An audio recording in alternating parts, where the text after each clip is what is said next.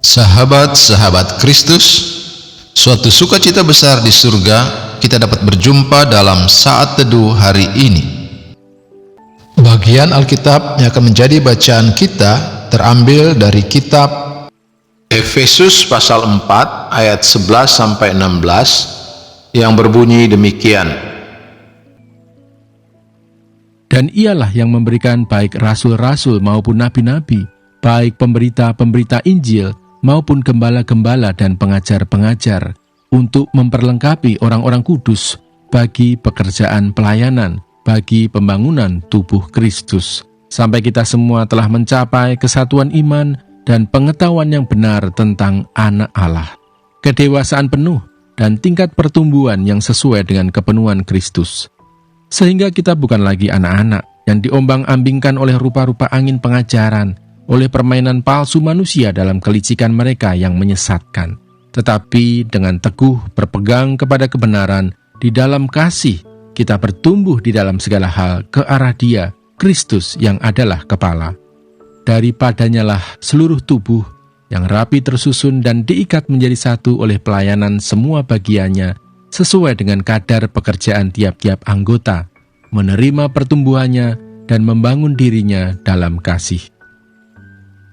Sahabat-sahabat Kristus, ayat hafalan yang akan menjadi perenungan khusus kita hari ini terambil dari kitab Efesus pasal 4 ayat 13 dan 14 yang berbunyi, sampai kita semua telah mencapai kesatuan iman dan pengetahuan yang benar tentang Anak Allah, sehingga kita bukan lagi anak-anak yang diombang-ambingkan oleh berbagai angin pengajaran, oleh permainan palsu manusia dalam kelicikan mereka yang menyesatkan.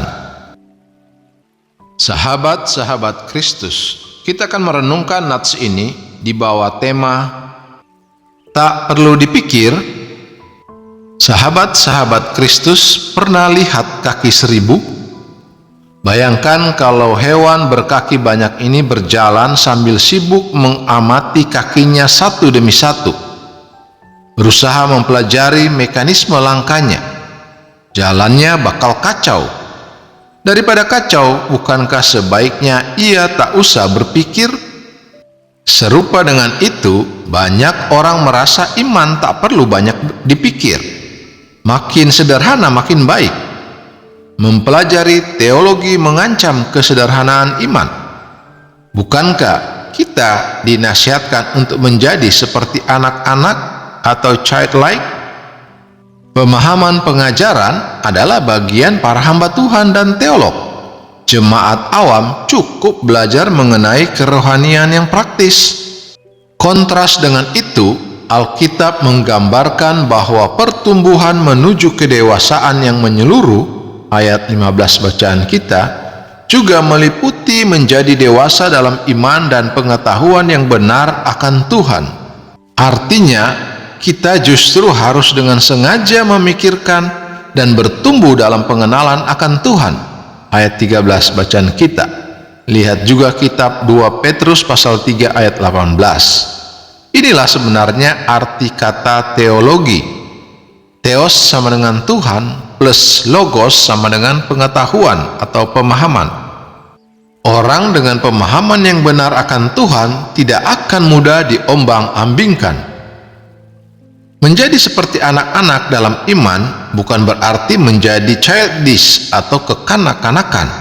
1 Korintus pasal 14 ayat 20. Sahabat-sahabat Kristus, seberapa banyak aspek pertumbuhan ini kita perhatikan? Kita tak mungkin mencintai, melayani, dan menyembah pribadi yang tak kita kenal atau yang kita kenal secara samar. Di tahun yang baru ini, mari cari dan gunakan tiap sarana pertumbuhan yang ada untuk menolong kita makin dewasa dalam pengenalan akan Tuhan. Sahabat-sahabat Kristus, kasihilah Tuhan dengan segenap akal budimu. Terpujilah Kristus, haleluya. Tuhan memberkati dan menyertai kita semua. Amin.